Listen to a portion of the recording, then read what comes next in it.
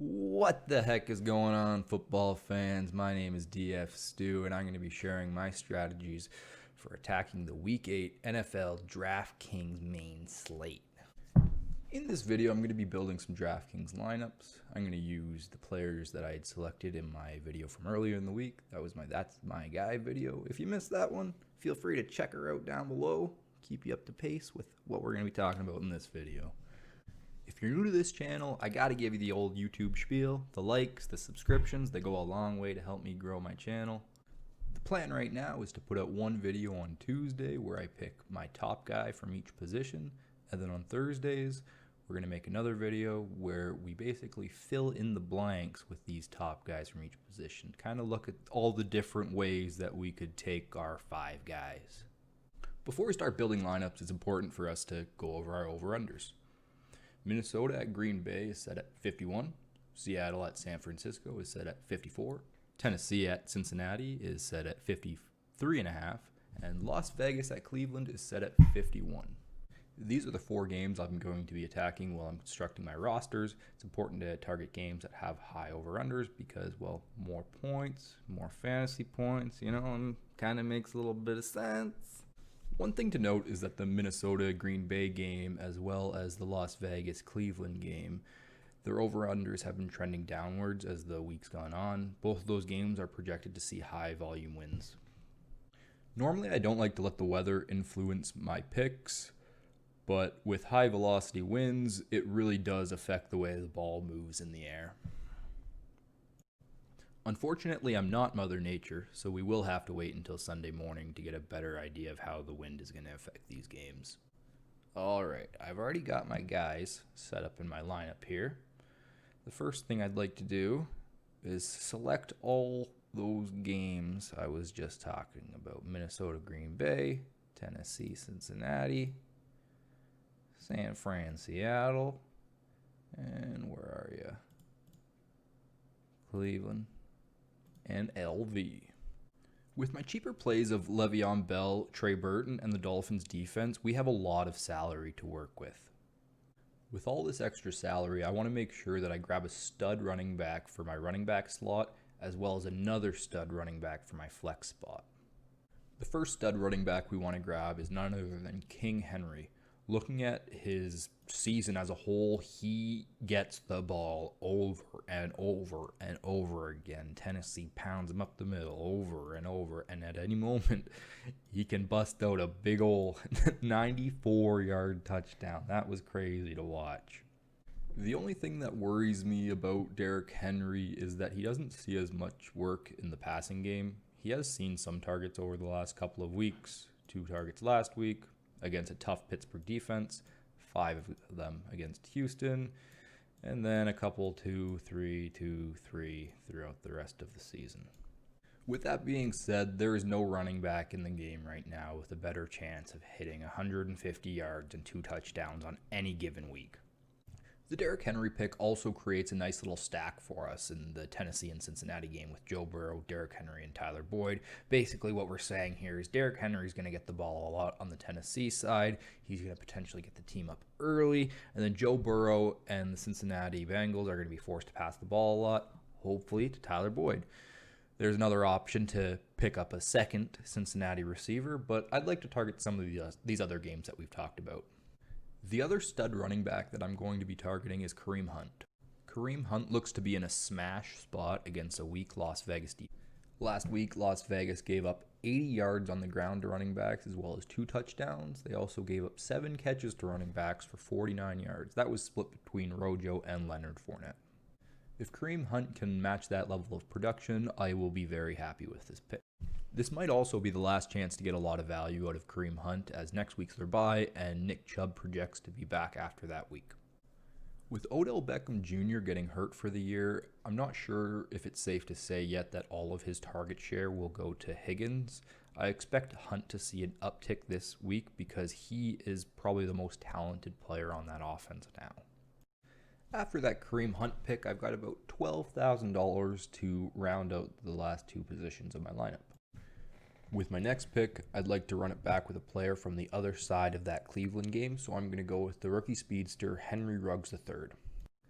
Henry Ruggs was drafted with the 12th overall pick in this year's past draft. We haven't really seen him have a consistent role in this offense yet. He did miss some time with a pulled hamstring earlier in the year. He showed exactly what he could do against Kansas City, putting up a fantastic week. I'm projecting that this week the Raiders get Ruggs more involved and start trying to use his speed in more creative ways. So Henry Ruggs, you're the next guy up for me. With that Henry Ruggs pick, we're left with a nice, juicy 6,900 to pick our last player. I'm going to finish my lineup up with Justin Jefferson from the Minnesota Vikings. I like Justin Jefferson in this spot because this looks like a game where Green Bay is the clear better team. They're probably going to get up early and force Minnesota to try to play some catch up. Justin Jefferson had an absolute smash week against Tennessee in week 3 and Atlanta in week 6. Jefferson also has the advantage of having Adam Thielen on his team. Adam Thielen is going to regularly draw the other team's best corner, leaving Jefferson to play against somebody who might not be as skilled. In this week, that will be especially true as Green Bay has Jair Alexander as their corner. He's holding guys to zeros all year long. The only guy who actually did have an okay week against him was Adam Thielen at the very beginning of the year, but Adam Thielen played a game against him at the end of last year, and that didn't turn out so well for Thielen. So I like Jefferson a lot in this spot because I think he's had some good weeks. I think that Minnesota's going to be in a position where they have to pass the ball a lot. And I like Justin Jefferson because Adam Thielen's going to draw the dominant cornerback in the Green Bay defense. Overall, I think there's a lot to like with this lineup. We've got guys that are in spots where the game total should be pretty high, which puts them in a better percent chance to actually get a lot of points. The one spot where I'm not as confident is my Dolphins defense. Maybe Tua isn't that good, and maybe he gives up a lot of turnovers. The Rams defense is solid. So if Tua's giving up a lot of turnovers, the Rams offense might be in a spot where they can put up a lot of points. Maybe we could get rid of the Dolphins defense. Maybe we think the Bears or the 49ers are a better option. I think the best defense on the slate is going to be the Colts. They probably will be the most owned. Their price point isn't ridiculous as the Chargers, who I think would actually be the best position. But there's no way I'm paying $4,000 for a defense. You gotta be crazy. For now, I'm going to leave the Dolphins in on this lineup. I liked it before. I'm going to keep it now. Hopefully it works out for me. I would like to forewarn you that this is not a guarantee winner lineup. As a matter of fact, I hope nobody that's watching this video plays this exact lineup when there are multiple of the exact same lineup in Draftkings. You split the prize anyways, and I'd rather win it all than just part of it all.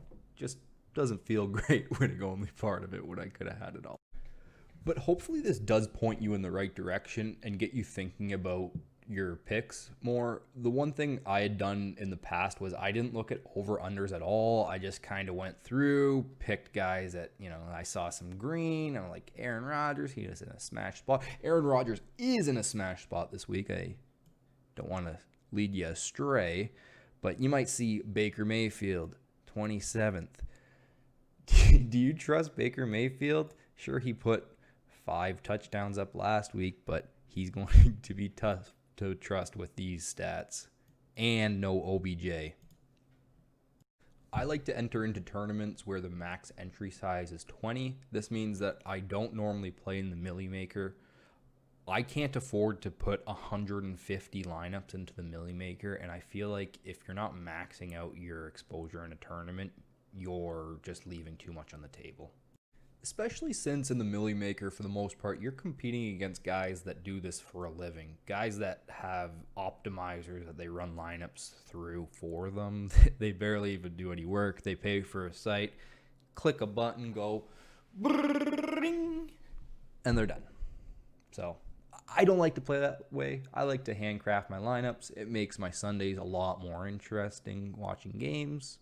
With that being said, I will be using this general strategy to create 20 lineups to put into the $3 20 max entry tournament with a top prize of $100,000.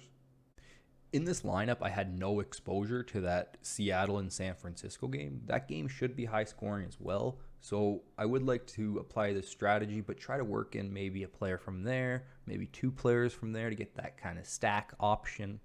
But in general, I hope this video does help you be more thoughtful when you are creating your lineups, looking for value plays, looking for games that are going to pop off, looking for those players in those games that could pop off. Look for those guys that are kind of, you're hoping to be sure things, and maybe Derrick Henry or Kareem Hunt. That's the reason we pay up for these guys, because we expect a lot more out of them than we would our 2,400 defense Dolphins or our Henry Ruggs at 4,900. I'd love him to have a big game, but we've seen him put up games where he doesn't put up a lot of points. We've also seen him put up games where he has 3 targets. So, but that's just it with daily fantasy sports. At the end of the day, it's all about risk management. If you like this style of video, a like or a subscription would go a long ways to help me build this channel. If you've got any feedback or suggestions for the channel, I'd love to hear them in the comment section below.